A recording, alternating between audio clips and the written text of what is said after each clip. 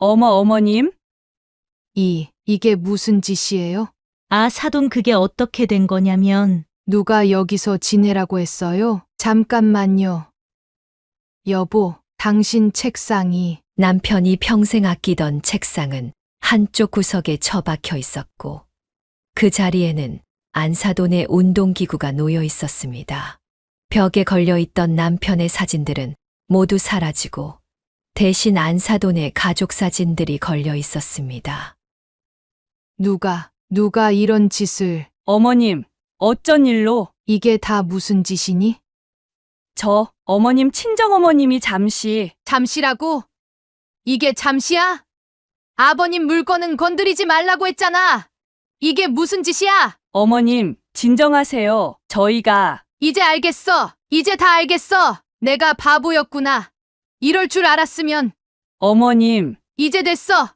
다 됐다고. 그는 현관으로 뛰쳐나왔습니다. 사연을 듣고 난 후 각자의 의견을 댓글로 남겨주시기 바랍니다. 사소한 댓글이라도 사연자분에게 큰 힘이 될 수 있습니다.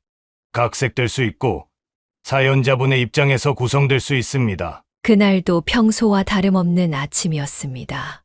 남편은 평소처럼 일찍 일어나 출근 준비를 했습니다. 여보, 오늘은 일찍 들어올게요. 저녁에는 뭐 드시고 싶으세요? 당신이 해주는 거면 다 좋아요. 그것이 남편과 나눈 마지막 대화였습니다. 그날 오후 갑자기 걸려온 전화 한 통. 남편이 회사에서 갑자기 쓰러졌다는 소식이었습니다. 급히 달려간 병원에서 의사는 급성 심근경색이라고 했습니다. 여보, 제발 정신 차리세요. 중환자실 앞에서 그는 밤새 기도했습니다. 하지만 하늘은 그의 기도를 듣지 않았습니다. 수술은 성공적이었지만 뇌 손상이 심각합니다. 의사의 말에 그의 세상이 무너져 내렸습니다. 한 달간의 병원 생활, 남편은 끝내 의식을 찾지 못했습니다. 여보, 일어나세요. 우리 애들 결혼도 봐야 하고 손주도 안아봐야 하잖아요. 마지막 순간까지 그는 남편의 손을 꼭 잡고 있었습니다. 심장이 멈추는 순간까지 아버지, 두 아들도 끝내 아버지의 마지막 말씀을 듣지 못했습니다. 너무나 갑작스러운 이별이었습니다. 장례를 치르고 집으로 돌아온 날, 그는 남편의 물건들을 하나하나 만져보았습니다. 아침에 급히 나가며 걸어둔 넥타이, 일담한 신문, 책상 위에 놓인 안경. 이제 어떻게 살아야 하나? 30년을 함께 한 사람이 이렇게 갑자기 떠나버린다는 것이 믿기지 않았습니다. 여보, 우리 더 살아야 하잖아요. 당신이 그렇게 아끼던 이 집에서 남편이 평생을 바쳐 일구어온 이 집. 은퇴하면 함께 텃밭도 가꾸고 손주들도 보면서 살자던 그 약속이 이렇게 허무하게 깨져버렸습니다. 그날 이후로 3년, 그는 남편의 흔적이 가득한 이 집에서 혼자만의 시간을 보내며 살았습니다. 아들들은 각자의 삶이 있었고, 그는 점차 고독에 익숙해져 갔습니다. 여보, 보고 싶어요. 매일 밤 남편의 사진을 보며 그는 눈물을 흘렸습니다. 하지만 시간이 모든 것을 치유한다고 했던가요? 그의 눈물도 조금씩 마르기 시작했습니다. 그렇게 시작된 그의 홀로서기. 그것은 예상치 못한 새로운 인생의 시작이었습니다. 장인숙 여사님의 두 아들은 서로 다른 길을 걷고 있었습니다. 큰아들 39세, 작은아들 33세. 그는 텅 빈 집 거실에 앉아 한숨을 내쉬었습니다. 이제 큰애도 40이 다 되어 가는데 아직도 애기 소식이 없네. 남편과 사별한 지 3년, 혼자 있는 시간이 많아질수록 자식들 걱정은 더욱 커져만 갔습니다. 6년 전 큰아들이 결혼할 때만 해도 곧 손주를 안을 수 있을 거라 기대했는데 아직도 그런 기쁜 소식은 들려오지 않았습니다. 작은애는 또 어떻고 맞선도 보자는 말을 죽어도 안 하네. 그는 작은 아들의 모습도 떠올렸습니다. 취직도 했고 나이도 적지 않은데 결혼은 생각도 안 하는 것 같아 속이 타들어갔습니다. 지난 주말 친구들과 모임에서도 다들 손주 자랑을 하는데 그는 할 말이 없었습니다. 창밖으로 노을이 지고 있었습니다. 늘 이 시간이면 남편과 마주 앉아 차 한 잔을 나누곤 했는데 이제는 그마저도 추억이 되어버렸습니다. 여보, 우리 애들 잘 될까요? 텅 빈 집에 그의 한숨 소리만 울렸습니다. 주변 친구들은 벌써 손주 자랑을 하기 시작했고 그때마다 그의 마음은 무거워졌습니다. 큰아들 내외는 맞벌이를 하느라 바빴고 주말에도 거의 얼굴을 보기 힘들었습니다. 며느리가 임신 준비를 한다는 말도 들은 적이 없었습니다. 엄마, 나 이번 주말에 집에 갈게. 작은 아들이 전화를 걸어왔습니다. 그래, 오랜만이네. 엄마가 반찬 많이 해놓을게. 그는 반가운 마음에 얼른 장을 보러 나갔습니다. 시장에서 작은 아들이 좋아하는 재료들을 고르면서 그의 마음은 설렜습니다. 이번엔 결혼 얘기라도 꺼내볼까? 혼자서 장바구니를 끌고 집으로 돌아오는 길, 남편이 살아계셨다면 이런 걱정도 덜했을 텐데 하는 생각이 들었습니다. 주말이 되어 작은 아들이 집에 왔습니다. 엄마, 아빠가 계셨으면 좋았을 텐데. 작은 아들이 아버지의 사진을 보며 말했습니다. 그러게, 너희들 결혼하고 손주 보시는 게 소원이었는데. 죄송해요, 엄마. 제가 너무 독단적이었죠? 아니야, 내 인생인데 뭐. 엄마가 너무 조급했나 봐. 작은 아들은 엄마의 어깨를 꼭 껴안았습니다. 그는 아들의 품에서 눈물을 훔쳤습니다. 남편이 떠난 후 처음으로 아들과 이렇게 마음을 나누는 것 같았습니다. 퇴근하고 돌아가는 길에 작은 아들이 다시 전화를 걸어왔습니다. 엄마, 다음에 또 갈게요. 제가 이제 좀 달라질게요. 그래, 우리 아들. 전화를 끊고 그는 사진 속 남편을 바라보았습니다. 남편이 떠난 후 처음으로 작은 아들에게서 희망적인 변화를 느낄 수 있었습니다. 이제는 조금씩 나아질 것 같다는 생각에 그의 마음이 따뜻해졌습니다.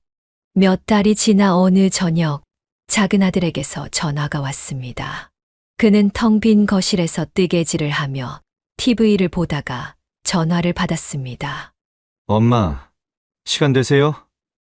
할 말이 있어서요. 그래, 무슨 일인데? 평소와 다른 어색한 목소리에 그는 의아했습니다.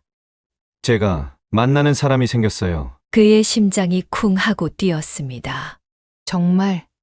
어떤 사람인데? 그는 최대한 담담한 목소리를 내려 노력했습니다. 회사 같은 팀의 김소연이라고. 이번 주말에 한번 인사드리고 싶다고 하는데. 그래. 아니, 그러면 좋지. 그는 기쁨을 억누르며 대답했습니다. 전화를 끊고 나서야 그는 참았던 미소를 지었습니다. 남편의 사진을 바라보며 중얼거렸습니다. 여보, 드디어 작은 애가. 눈시울이 붉어졌습니다. 이런 순간에 남편이 곁에 있었다면 얼마나 좋았을까 하는 생각에 마음이 먹먹해졌습니다. 그는 일어나 부엌으로 향했습니다. 처음 보는 자리인 만큼 부담스럽지 않게 밖에서 만나는 게 좋을 것 같았습니다.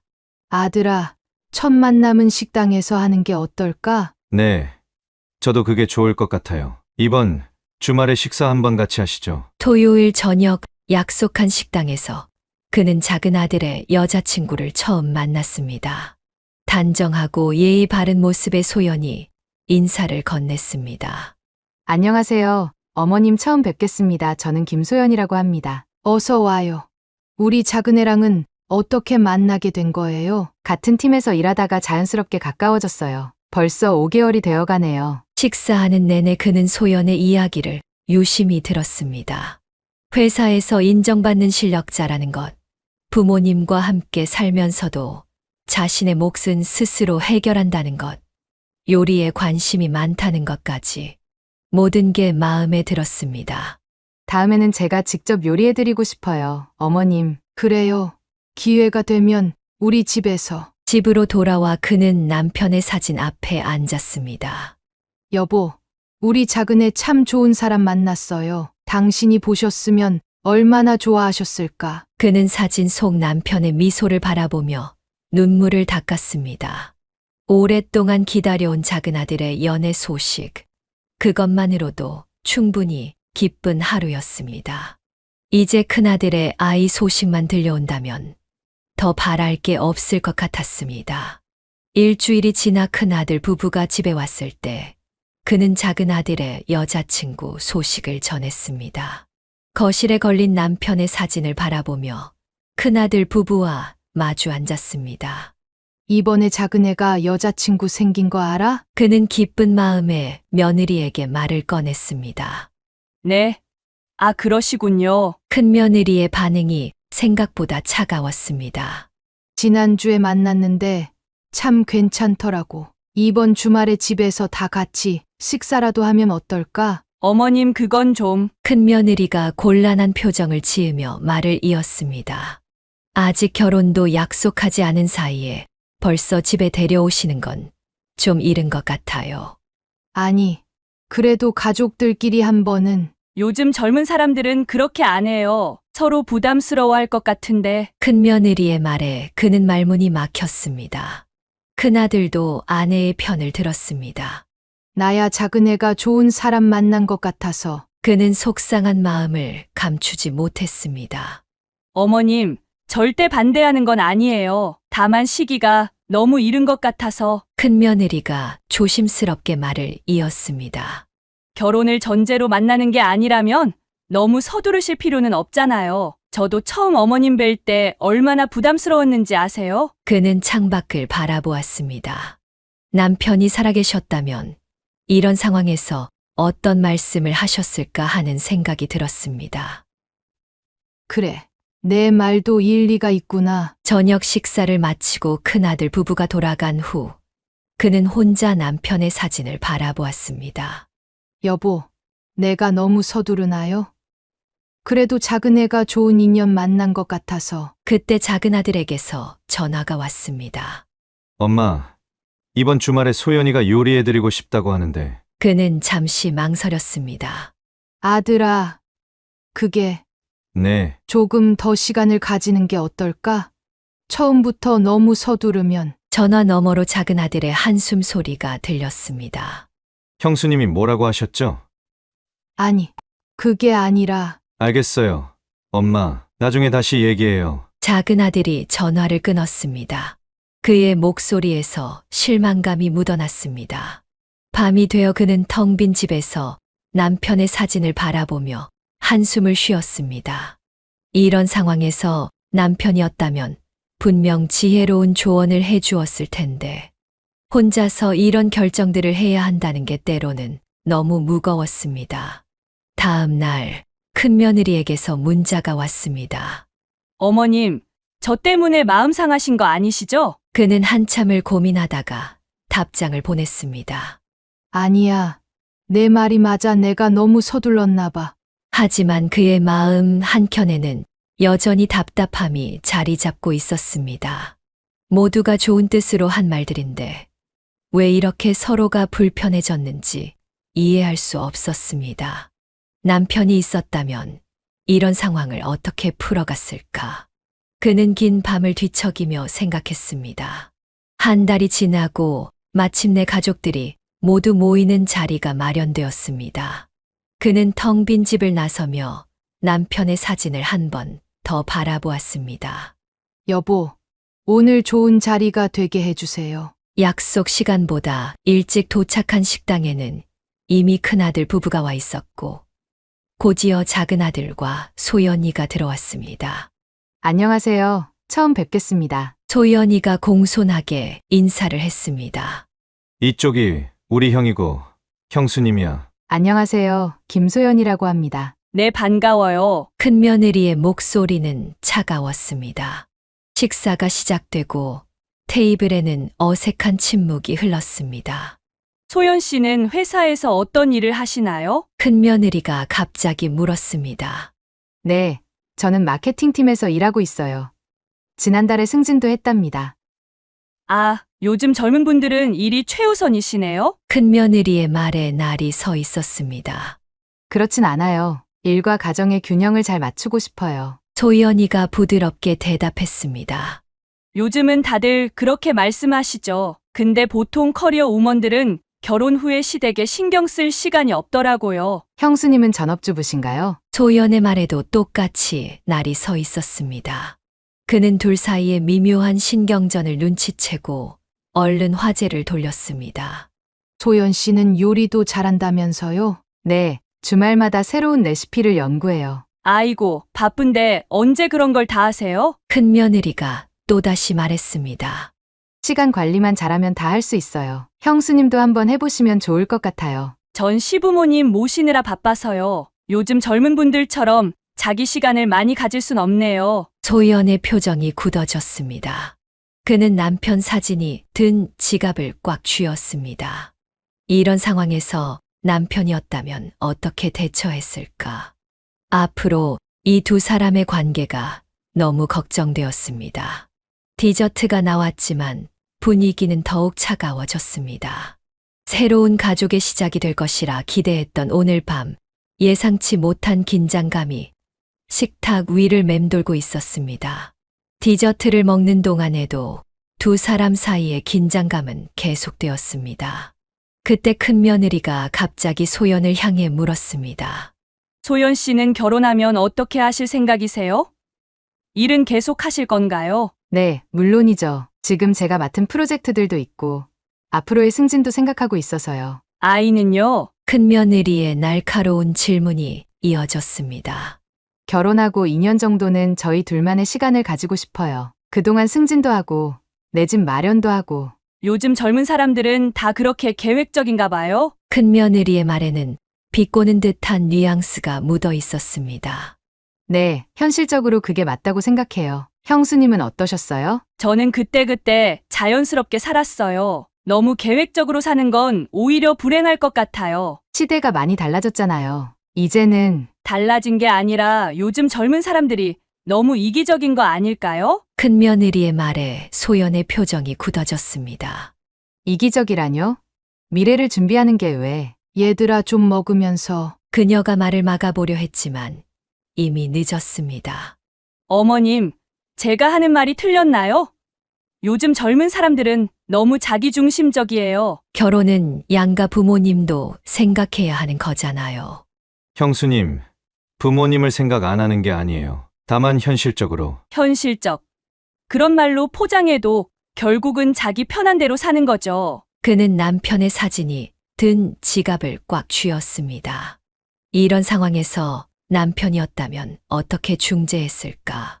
그만해라 소연이도 다 생각이 있어서. 어머님, 전 도련님 걱정돼서 하는 말이에요. 나중에 후회하지 않았으면 해서. 형님, 저도 진심으로 가족을 생각해서 하는 말이에요. 두 사람의 말이 점점 더 날카로워졌습니다.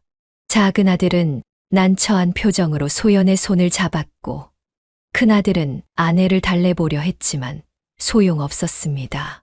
집으로 돌아오는 길, 그는 깊은 한숨을 내쉬었습니다. 남편의 사진을 보며 중얼거렸습니다. 여보, 어떻게 해야 할까요? 세상이 너무 빨리 변하나 봐요. 오늘 저녁의 충돌은 단순한 세대 차이가 아닌 가치관의 근본적인 차이였습니다. 앞으로 이 간극을 어떻게 메워야 할지 그의 마음은 무거워졌습니다. 그렇게 한 고비가 지나갔습니다. 그리고 얼마 지나지 않아 다른 사건이 생겼습니다. 처음에는 그저 무심한 관심이라고 생각했습니다. 큰며느리가 집안 구석구석을 둘러보며 이것저것 물어보는 것을. 어머님, 이 집 참 좋은 자리에 있네요? 그래, 너희 아버님이 평생 모아서 산 거야. 역세권에다가 학군도 좋고 나중에 재개발되면 대박 날 것 같아요. 그때는 그저 며느리의 평범한 관심으로만 들렸습니다. 어느 날 이웃집 순자 씨가 찾아왔습니다. 장 여사님, 며느님이 요즘 부동산을 자주 들리시나 봐요? 부동산이요? 네, 여기 시세도 알아보고 김 사장이 그러더라고요. 그의 마음에 작은 불안이 피어나기 시작했습니다. 며칠 후 현관문 앞에서 우연히 큰며느리의 전화 통화가 들렸습니다. 그래, 여기가 역세권이야. 우리 시어머니 댁 지하철역이랑 가깝고 학교도 바로 앞이야. 나중에 애 낳으면 완전 좋을 것 같아. 가슴이 철렁 내려앉았습니다. 남편이 평생을 바쳐 장만한 이 집을 며느리는 그저 부동산으로만 보고 있었던 것입니다. 시간이 지날수록 며느리의 본색이 드러났습니다. 주말마다 찾아와서는 집의 이곳저곳을 살피더니 이제는 아예 노골적으로 집 이야기를 꺼내기 시작했습니다. 어머님, 이 집 유지비가 많이 드시죠? 나이 드시면 관리도 힘드실 텐데. 표면적으로는 걱정하는 말투였지만 그 속내는 이미 뻔했습니다. 마을 사람들의 이야기가 하나둘 들려왔습니다. 며느리가 이웃들에게 은근히 시어머니 건강을 걱정하는 척하며 집 관련 정보를 캐물었다는 것을. 장 여사님 댁이 이 동네에서 제일 좋은 자리 아니에요? 며느님이 그러시더라고요. 어머님 혼자 계시기엔 너무 크다고. 결정적인 순간은 어느 날 저녁 마당에서 들린 큰아들 부부의 대화였습니다. 여보, 우리가 이 집으로 들어오면 어떨까요? 어머님은 좀 더 작은 집으로 모시고. 그래도 이건 좀. 당신도 봐요. 어머님 혼자선 이 큰 집 감당하기 힘드실 거예요. 우리가 사는 게 다 좋은 거 아니에요? 그날 밤 그는 뜬 눈으로 밤을 지새웠습니다. 여보, 우리 며느리가 이런 속셈이었을 줄이야. 창밖으로 달빛이 차갑게 비쳐들었습니다. 그의 마음도 그 달빛처럼 차갑게 식어갔습니다. 몇 달이 지나고 작은아들의 결혼 이야기가 구체화되면서 집안 분위기가 미묘하게 변하기 시작했습니다. 특히 큰며느리의 행동이 달라졌습니다. 어머님, 혼자 계시면 많이 외로우시죠? 이번 주에 찾아뵈려고 하는데. 평소 3달에 한 번 정도 얼굴을 비추던 큰며느리가 일주일에 2~3번씩 찾아오기 시작했습니다. 웬일이니? 바쁜데. 아니에요. 어머님 생각하면 마음이 쓰여서. 그러던 어느 날 큰며느리가 집안을 둘러보며 말을 꺼냈습니다.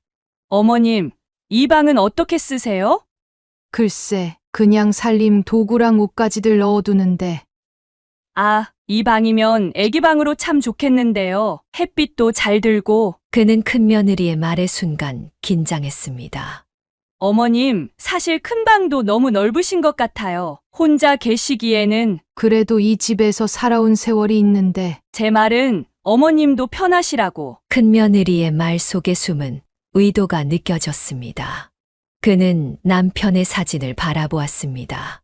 어머님, 혹시 도련님 결혼하면 어디 사실 거예요? 글쎄 다 아직 생각 안 해봐서 잘 모르겠는데. 그런 얘기는. 새 신혼집을 마련하시겠죠? 큰며느리의 말에는 날이 서 있었습니다. 요즘 전세값이 많이 올랐더라고요. 도련님도 힘드실 텐데. 그때 현관벨이 울렸습니다. 작은 아들이었습니다. 어머, 도련님 오셨네요. 큰며느리의 목소리가 갑자기 달라졌습니다. 형수님, 웬일이세요? 어머님이 혼자 계시니까 자주 들르려고요. 작은 아들은 의아한 표정을 지었습니다. 그동안 큰며느리가 발길을 뜸하게 했던 것을 잘 알고 있었기 때문입니다. 어머니, 이제 저도 자주 올게요. 소연이랑 같이. 그래, 너희들 바빠서 어디. 저녁 식사 자리에서 큰며느리는 계속해서 집 이야기를 꺼냈습니다. 도련님, 결혼하시면 신혼집은 어디로 생각하세요? 아직 구체적으로 생각은. 요새 집값이 너무 비쌌죠? 전세도 만만찮고. 그는 밥숟가락을 내려놓았습니다. 큰며느리의 의도가 너무나 뻔히 보였기 때문입니다. 나는 아직 이 집에서 살 거야. 그의 단호한 말에 식탁에 정적이 흘렀습니다.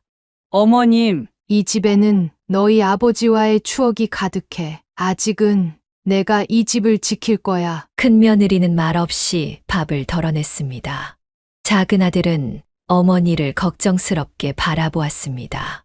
집을 나서며 큰며느리가 마지막으로 말했습니다. 어머님, 제가 걱정돼서 그래요. 이 큰 집에서 혼자 계시는 게. 하지만 그는 알고 있었습니다. 이것이 단순한 걱정이 아니라는 것을. 남편이 떠난 후 처음으로 그는 가족들 사이에서 큰 갈등이 시작되고 있음을 느꼈습니다. 그렇게 긴장감이 감돌던 어느 날, 큰아들에게서 전화가 왔습니다. 엄마, 좋은 소식이 있어요. 응, 무슨, 아내가 임신했어요. 그의 눈시울이 붉어졌습니다. 6년을 기다린 소식이었습니다. 정말이니? 네. 어제 병원에서 확인했어요. 이제 10주 됐대요. 그는 남편의 사진을 바라보았습니다. 여보, 드디어 손주가 생겼어요. 기쁨의 눈물을 닦으며 그는 다시 전화를 들었습니다. 그런데 엄마, 큰아들의 목소리가 조심스러워졌습니다. 아내가 좀 불안해해서 혹시 출산할 때까지 엄마 집에서 지내면 안 될까요? 순간 그의 마음이 복잡해졌습니다. 우리 집에서? 네. 집 근처에 큰 병원도 있고 전화를 끊고 그는 한참을 생각에 잠겼습니다. 얼마 전 큰며느리가 보였던 집에 대한 관심이 떠올랐습니다. 다음 날 큰아들 부부가 찾아왔습니다. 어머님, 아기는 건강하대요. 큰며느리의 표정이 한결 부드러워져 있었습니다. 다행이구나. 입덧은 없고. 아직은 괜찮아요. 그런데 어머님, 큰며느리가 조심스럽게 말을 이어갔습니다. 병원이 멀어서 좀 걱정이에요. 혹시 출산할 때까지만. 둘이 방은 써도 되는데. 그의 말에 큰며느리의 눈이 반짝였습니다. 정말요? 어머님, 하지만 아기 낳고 나면 돌아가야 해. 순간 큰며느리의 표정이 굳어졌습니다. 네, 물론이죠. 그날 저녁 작은 아들이 소연과 함께 찾아왔습니다. 엄마, 형수님 임신했다면서요? 축하드려요. 소연이 진심으로 기뻐하는 것 같았습니다. 근데 여기서 지내신다고요? 작은 아들의 표정이 걱정스러워졌습니다.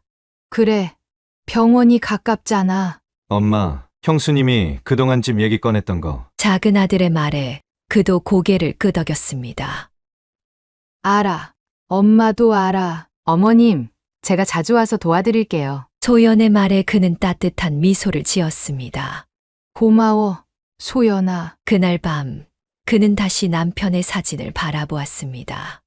여보, 드디어 손주가 생겼어요. 기뻐요. 하지만 한편으로는 걱정도 되네요. 우리 집이 이제 갈등의 씨앗이 될 것 같아서. 한 달 뒤 큰아들 부부가 짐을 들고 들어왔습니다. 큰며느리는 벌써부터 아기 방으로 쓸 공간을 찾아보고 있었습니다. 어머님, 이 방은 어떨까요? 아기 물건들을 여기에. 그건 천천히 생각해보자. 그는 마음 한켠이 불안했습니다. 임신이라는 기쁜 소식이 오히려 새로운 갈등의 시작이 될 것 같았기 때문입니다. 여보, 우리 집이 이제 어떻게 될까요? 남편의 사진 속 미소가 오늘따라 더욱 쓸쓸해 보였습니다. 큰아들 부부가 함께 지내기 시작한 지 석 달이 지났습니다. 그는 점차 새로운 생활에 적응해 가고 있었습니다. 아침마다 큰며느리의 상태를 살피고 입덧이 심할 때면 죽을 쑤어주는 것이 일상이 되었습니다. 그러던 어느 날 오후 예고도 없이 초인종이 울렸습니다. 누구, 어머? 사돈 웬일이세요? 문을 열자 큰며느리의 친정어머니가 커다란 트렁크를 끌고 서 있었습니다. 사돈, 우리 딸이 힘들다고 해서 도와달라고 해서 왔습니다. 그는 당황한 기색을 감추지 못했습니다. 네. 이게 무슨... 그래도 여긴 저희 집인데 갑자기 이렇게... 엄마, 오셨어요? 큰며느리가 반가운 목소리로 달려 나왔습니다. 어머님, 우리 엄마가 절 도와주시겠대요. 방 하나만 내어주시면 안 될까요? 그게 갑자기... 임신부한테는 친정엄마가 최고잖아요. 어머님도 편하실 거예요. 큰며느리는 이미 결정된 일인 듯 말했습니다. 잠깐만, 아들한테도 얘기를... 제가 벌써 얘기했어요. 남편도 좋다고 했는걸요. 그는 순간 숨이 막혔습니다. 자신의 의견은 전혀 묻지도 않은 채 모든 게 결정되어 있었던 것입니다. 우리 딸이 얼마나 힘들어 하는데요. 아무리 그래도 제가 있어야죠. 뭐 집이 좀 좁긴 해도 있을 만하겠네요. 안사돈은 이미 짐을 들고 안으로 들어와 방을 둘러보고 있었습니다. 이 방이 좋겠네요. 햇빛도 잘 들고. 그는 남편의 사진을 무의식적으로 꼭 쥐었습니다. 어머님, 우리 엄마는 잠깐이에요. 아기 낳을 때까지만. 큰며느리의 말에 안사돈이 끼어들었습니다. 아니, 아기 낳고도 100일까지는 있어야지. 첫 아기인데. 그날 저녁 작은 아들이 소식을 듣고 달려왔습니다. 엄마, 괜찮으세요? 제가 형한테 전화해서 아니야. 임신한 며느리 생각해서라도. 그의 목소리가 떨렸습니다. 하지만 엄마, 이건 너무하잖아요. 아빠 물건들도 아직 알아. 하지만 지금은 참자. 그날 밤 그는 안방에서 작은 방으로 옮겨가며 남편의 사진을 바라보았습니다. 여보, 미안해요. 당신 물건들을 저렇게. 눈물이 흘렀습니다. 자신의 집에서 마치 손님이 된 것 같은 이 느낌 하나둘 침해되어 가는 공간들. 그리고 무엇보다 남편의 흔적이 지워져 가는 것 같은 서글픔이 밀려왔습니다. 다음 날부터 집안의 분위기는 완전히 달라졌습니다. 안사돈은 부엌을 장악하고 거실에서는 큰 소리로 전화 통화를 하기 시작했습니다. 아니, 집이 좀 낙후되긴 했는데. 그래도 뭐 나름 살만해. 근데 언제까지 우리 딸이 여기서 이렇게 좁게 살아야 하나? 안사돈의 한숨 섞인 목소리가 그의 귀에 들렸습니다. 그는 이제 자신의 집에서 조심스럽게 움직여야 했습니다. 식사 시간도 TV 보는 시간도 모두 안사돈의 스케줄에 맞춰야 했습니다. 여보, 이제 어떡하죠? 밤마다 남편의 사진을 보며 그는 한숨을 내쉬었습니다. 아들의 행복을 위해 참아야 한다고 생각하면서도 자신의 일상이 완전히 무너져가는 것을 느낄 수 있었습니다. 시간이 지나고 드디어 큰며느리가 아들을 순산했다는 소식이 병원에서 전해졌습니다. 그는 첫 손주를 보자마자 눈물이 흘렀습니다. 여보, 우리 손주 봤어요. 당신 닮았네요. 퇴원 후 며칠이 지났지만 사돈은 나갈 기미를 보이지 않았습니다. 아무리 그래도 지금 나가라니요. 야박하십니다, 사돈. 그래도 우리 애기 100일까지는 봐줘야죠. 100일이요? 누구 마음대로 100일이라고 정했습니까? 그녀는 조심스럽게 말을 꺼냈습니다. 아이고, 첫 손주 키우시는데 그것도 못 봐주세요? 안사돈은 이미 완전히 자신의 공간으로 만들어 놓은 상태였습니다. 그러던 어느 날 큰아들 부부가 조심스럽게 제안을 해왔습니다. 엄마, 우리가 이 집에서 살면 어떨까요? 뭐라고? 어머님, 이제 저희가 이 집에 살면서 어머님은 저희 지금 신혼집으로 가시는 게. 그는 순간 귀를 의심했습니다. 너희들이 뭐 하자고? 엄마, 이 집이 병원이랑도 가깝고 이 집은 너희 아버지와 내가 함께 일군 곳이야. 무슨 소리를 하는 거니? 사돈 일단 진정하시고 서로 좋은 방법이잖아요. 안사돈이 끼어들었습니다. 좋은 방법이라고요? 내 집에서 나를 쫓아내자는 게요? 엄마, 그게 아니라 그녀는 부엌 식탁을 내리쳤습니다. 이게 얼마나 후한무치한 소리인 줄 알아요? 내 집에 와서 내 방에서 나를 쫓아내더니 이제는 아예 집까지 가져가겠다고? 엄마, 너무 그러지 마세요. 우리도 엄마 생각해서. 시끄러워. 너 내가 네 생각해서 그동안 참아뒀더니 뭐? 집을 내놓으라고? 그 다음엔 뭘 가져가려고? 그는 부엌 찬장에 그릇을 집어 바닥에 던졌습니다. 당장 나가. 모두 나가. 어머님, 내일까지 짐 싸서 다 나가. 안 그러면 경찰에 신고할 거다. 이렇게까지 하실 거예요. 그날 밤 그는 남편의 사진 앞에서 한없이 울었습니다. 여보, 우리 큰아들이 이럴 줄 알았어요? 이렇게 날 내쫓으려고 할 줄. 이제 가족 간의 갈등은 돌이킬 수 없는 지경에 이르렀습니다. 그의 한숨 소리가 텅 빈 집안을 가득 채웠습니다. 그렇게 며칠이 지났을 때 작은 아들이 급하게 찾아왔습니다. 큰아들 부부의 이야기를 전해 들었다는 얼굴이었습니다. 엄마, 형이 정말 그런 말을 했어요? 됐다. 그 이야기는 그만하자. 작은 아들의 얼굴이 붉어졌습니다. 혼자만 차지하겠다는 거잖아요. 이건 너무하잖아요. 그때 큰아들이 들어왔습니다. 왜 이렇게 큰 소리야? 형, 엄마한테 어떻게 그럴 수 있어? 넌 상관하지 마. 이건 내 일이야. 상관하지 말라고. 이게 형 혼자만의 일이야. 작은 아들이 큰아들의 멱살을 잡았습니다. 이 집은 우리 아버지가 돌아가시기 전에 엄마한테 맡기신 거예요. 형이 뭔데? 그래서 내가 가지고 싶다는 거야. 뭐라고요? 넌 결혼도 안 했잖아. 이 집이 필요하겠어? 형, 지금 그게 중요한 게 아니잖아요. 너도 결혼하면 이 집 달라고 할 거 아냐? 그때 큰며느리가 끼어들었습니다. 도련님, 우리가 이 집에서 살면서 어머님도 모시고 형수님들이 이 집에 와서 엄마를 얼마나 힘들게 했는지 아세요? 우리가 뭘? 사돈어른 모시고 와서 불편하게 했잖아요. 그건 애기 때문에. 애기 때문에 이제 집까지 뺏어가겠다는 거예요? 장인숙 여사는 이 모습을 보며 가슴이 찢어지는 것 같았습니다. 둘 다 그만해. 하지만 두 아들은 멈추지 않았습니다. 형, 이러고도 형이에요. 너는 이 집 필요 없다면서 왜 이러는 건데? 전 엄마가 걱정돼서 그래요. 형처럼 재산 때문이 아니라고요. 뭐야? 순간 큰아들의 주먹이 작은 아들의 얼굴을 향해 날아갔습니다. 여보, 그만해요. 큰며느리가 말렸지만 이미 늦었습니다. 장인숙 여사는 쓰러지듯 소파에 주저앉았습니다. 남편의 사진을 보며 그는 눈물을 흘렸습니다. 다들 나가. 제발 나가. 그날 이후 두 아들은 서로 얼굴도 보지 않게 되었습니다. 한 지붕 아래서 자라난 형제가 이제는 원수처럼 변해버렸습니다. 이제 어떡하면 좋아요? 여보, 장인숙 여사의 한숨 소리만이 텅 빈 집안을 가득 채웠습니다. 그날 이후로 며칠을 뜬 눈으로 보냈습니다.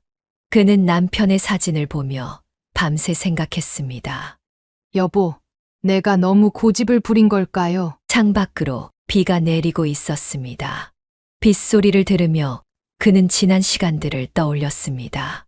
남편과 함께 이 집에 처음 들어왔던 날, 두 아들을 키우며 보냈던 시간들, 그리고 이제는 손주까지. 애기는 죄가 없는데. 갓 태어난 손주 생각에 그의 마음이 흔들렸습니다. 다음 날 아침 그는 결심을 하고 큰아들에게 전화를 걸었습니다. 어머니, 이 집 내가 가져라. 네? 어머니 지난번 일은 대신 조건이 있어. 그의 목소리는 단단했습니다. 첫째, 이 집의 반은 작은애 몫으로 남겨둬야 해. 둘째, 내 아버지의 서재는 절대 건드리면 안 돼. 그리고 난 너희가 살던 신혼집으로 갈 테니 그 집은 내 앞으로 해줘. 어머니, 정말요? 애기한테는 좋은 아빠가 되어라. 너희 아버지처럼. 전화를 끊고 그는 오랫동안 울었습니다. 남편의 사진을 들여다보며 중얼거렸습니다. 여보, 내가 잘한 걸까요? 당신이 평생 일구신 이 집인데. 그날 저녁 큰아들 부부가 찾아왔습니다. 어머니, 저희가 잘못했어요. 큰며느리의 눈에도 눈물이 고여 있었습니다. 이제 됐다. 난 내일 짐을 싸마 너희 신혼집으로 갈 거야. 저희가 이사 도와드릴게요. 너희는 이제 새 시작을 하는 거고 나도 새 시작을 하는 거야. 그는 마지막으로 집안을 둘러보았습니다. 30년 넘게 살아온 이 집의 구석구석에는 추억이 가득했습니다. 여보, 우리가 처음 이사 왔을 때 기억나요? 그때는 이렇게 될 줄 몰랐네요. 짐을 싸는 내내 그의 눈에서는 눈물이 멈추지 않았습니다. 큰아들의 신혼집으로 옮기는 것, 이것이 그가 할 수 있는 마지막 양보였습니다. 어머니, 저희가 이제 됐어. 너희 새 시작을 축하해준다고 생각하면 돼. 마지막으로 그는 남편의 사진을 조심스럽게 쌌습니다.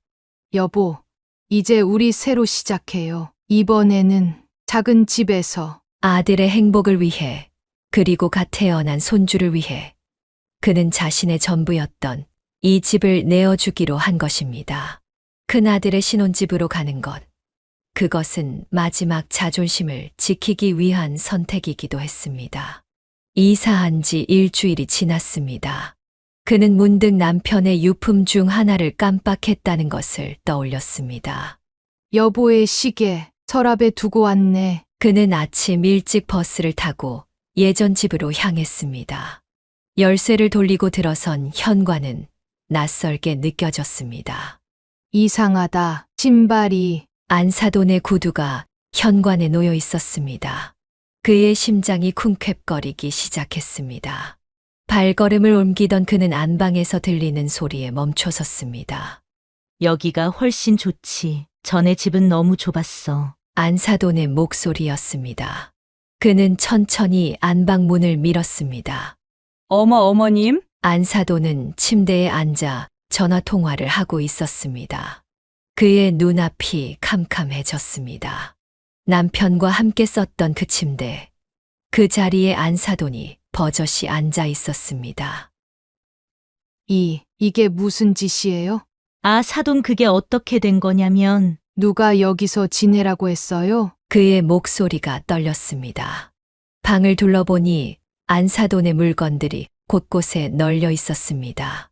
남편의 장롱은 어딘가로 치워져 있었고 그 자리에는 안사돈의 화장대가 자리 잡고 있었습니다. 잠깐만요. 그는 서재로 뛰어갔습니다. 문을 열자마자 그는 그 자리에 주저앉고 말았습니다.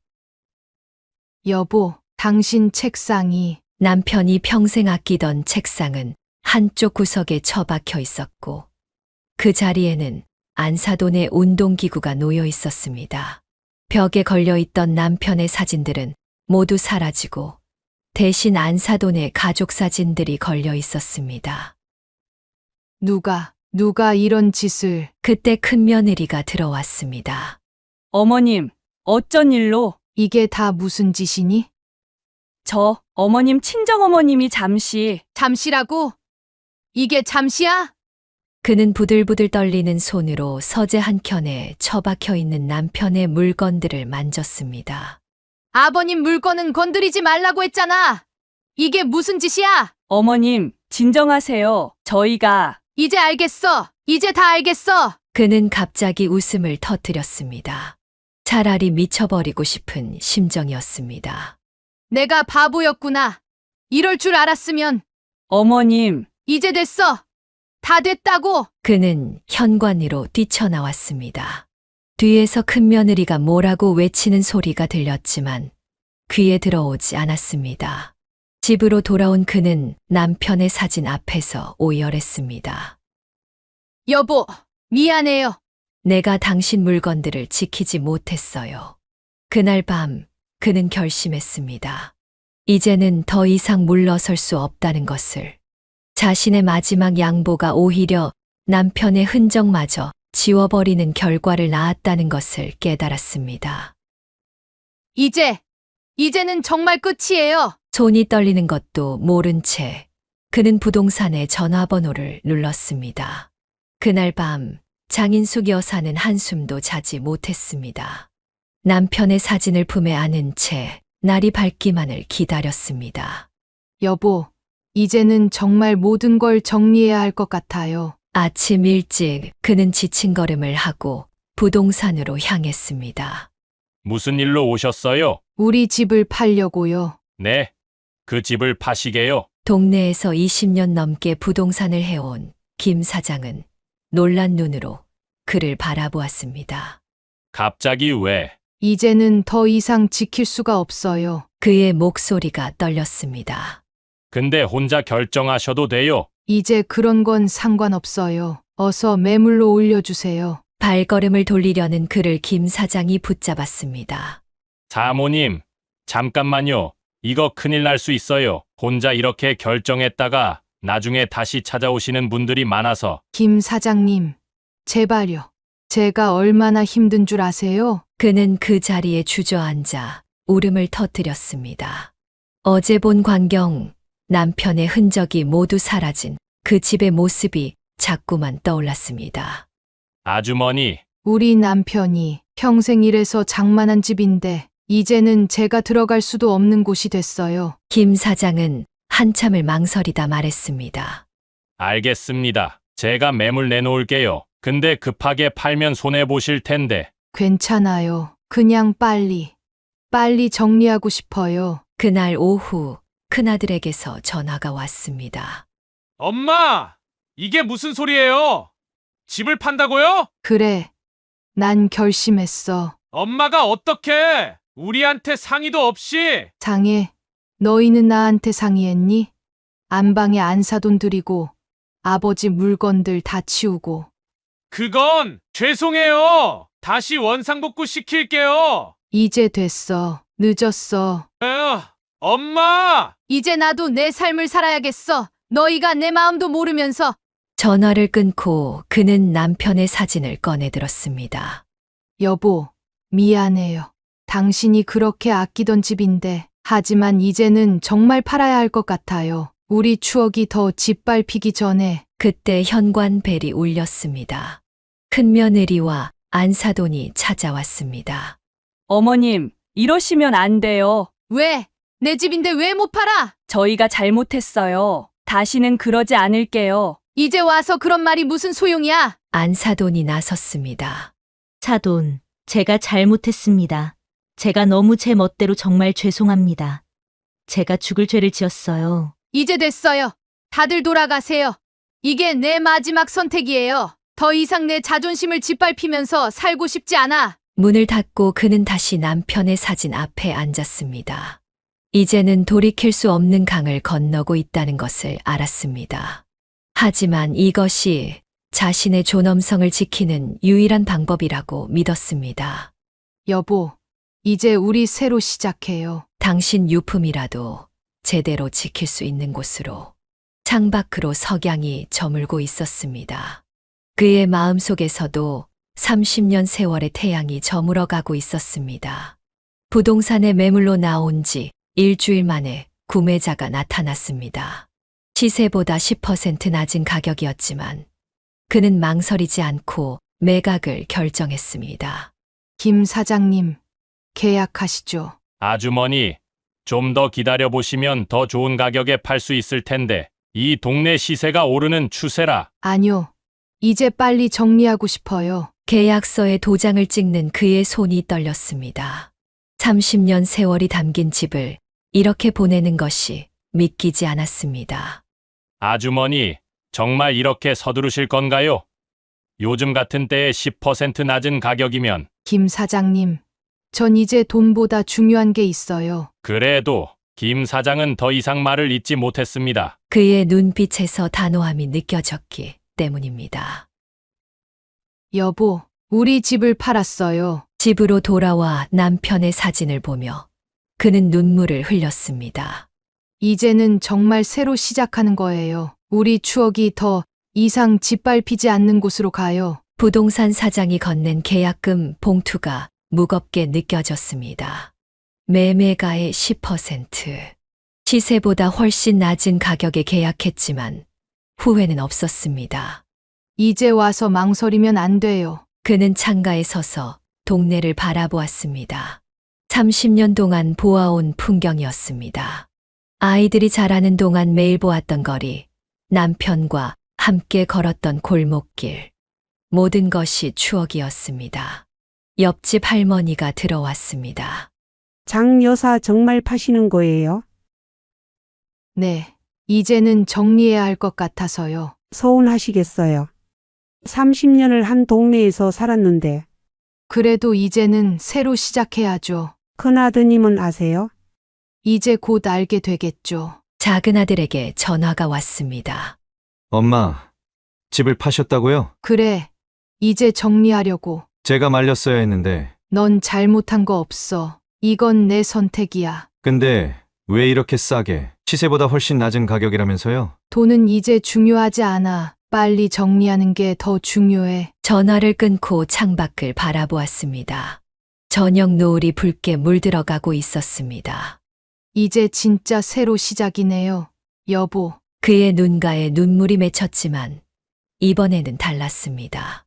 이것은 후회의 눈물이 아닌 새로운 결단을 위한 눈물이었습니다. 당신 물건들, 이제는 제가 잘 지킬 수 있는 곳으로 모시고 갈게요. 더 이상은 누구도 당신의 흔적을 함부로 하지 못하게 할 거예요. 계약금 봉투를 손에 꼭 쥐었습니다. 이제 돌이킬 수 없는 강을 건넌 것입니다. 하지만 그의 마음은 오히려 편안해졌습니다. 석양이 완전히 저물었습니다. 그의 마음속에서도 30년 세월의 태양이 저물어가고 있었습니다. 이제는 정말 안녕이네요. 여보, 우리 추억이 깃든 이 집과 이제 진짜 작별 인사를 해야 할 것 같아요. 다음 날 아침 현관문을 두드리는 소리가 요란하게 들렸습니다. 어머님, 문 좀 열어보세요. 큰며느리의 날카로운 목소리였습니다. 그는 천천히 문을 열었습니다. 어떻게 이러실 수 있어요? 우리한테 한마디 상의도 없이. 상해, 너희는 내 안방에 안사돈 드릴 때 상했니? 그건 애기 때문에. 이제 와서 그런 말 하지 마. 너희 본색이 다 드러났잖아. 큰며느리의 얼굴이 붉어졌습니다. 어머님이 너무하시는 거 아니에요? 우리가 얼마나 잘 모시려고 했다고. 잘 모시다니? 날 내 방에서 쫓아내고 남편 물건들 다 치워버리고 그게 잘 모시는 거니? 그럼 뭐 빈집에 평생 혼자 사시게 놔둬야 했어요? 이 집은 내 집이야. 내가 뭔데? 네, 어머님 집이죠. 근데 그 집에서 우리도 살고 싶었던 거고 애기도 키우고 싶었던 거예요. 그래서 날 내쫓으려 했단 말이지? 어머님, 우리가 언제요? 넌 처음부터 이럴 생각이었던 거 아니니?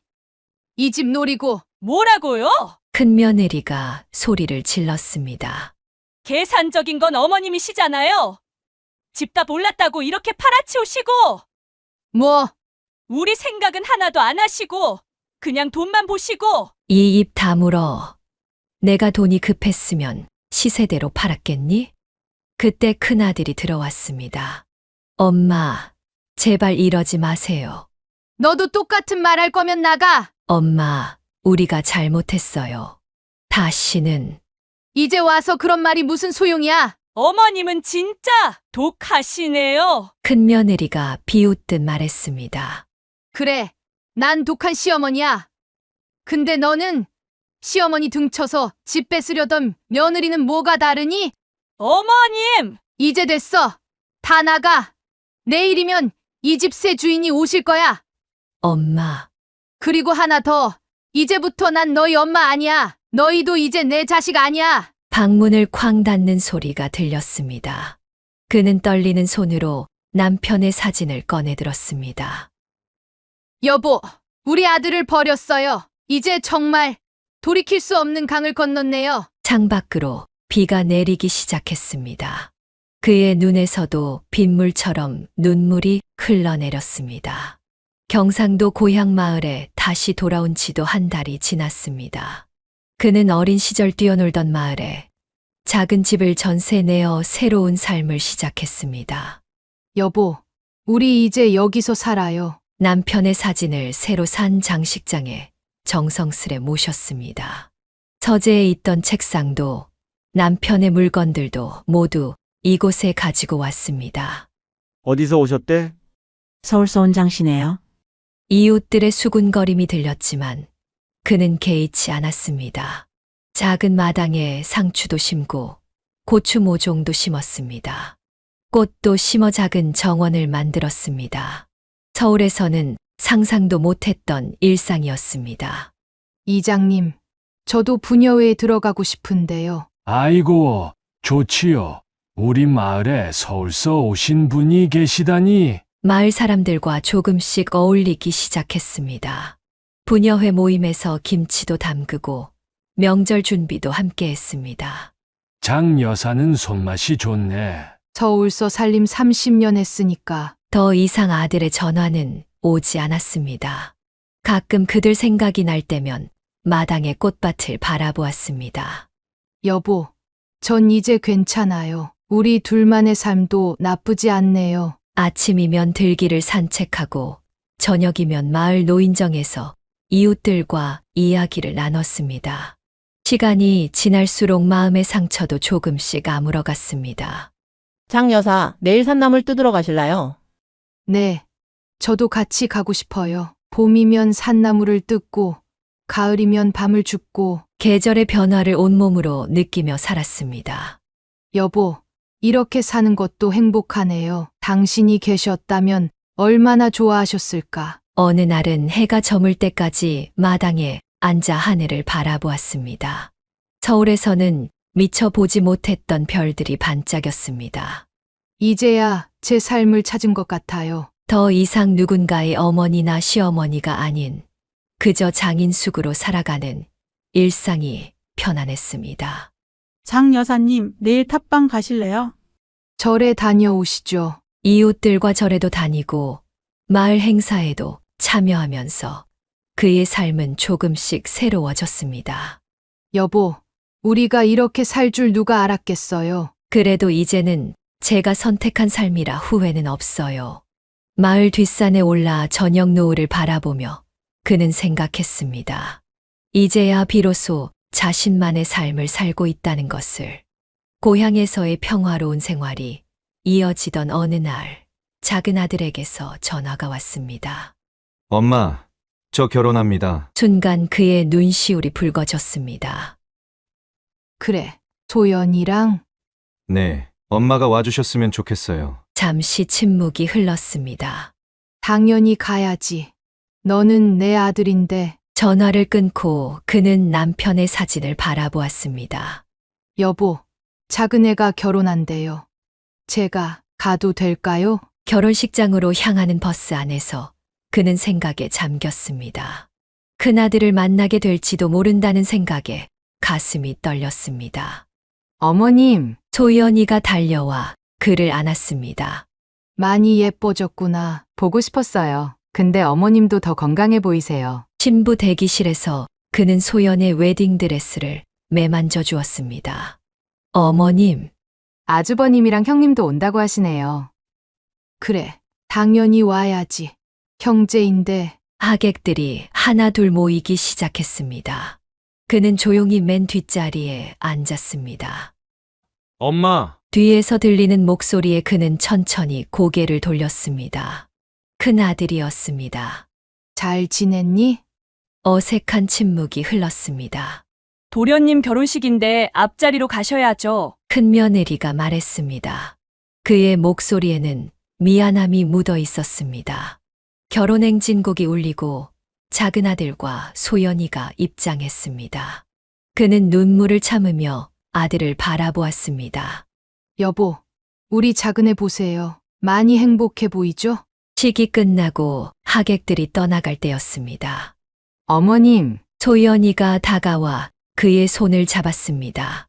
앞으로 자주 찾아뵐게요. 고향이 멀어도. 그래, 너희 생활에 충실하면 돼. 큰아들 가족이 다가왔습니다. 그는 잠시 망설이다 고개를 끄덕였습니다. 그래, 오려면 와라. 마지막으로 작은 아들이 그녀를 껴안았습니다. 엄마, 걱정 마세요. 저 잘 살게요. 그래, 내 아버지처럼 가정을 잘 지키는 남자가 되어라. 돌아오는 버스 안에서 그는 창밖을 바라보았습니다. 오늘 하루 많은 것이 변한 것 같았습니다.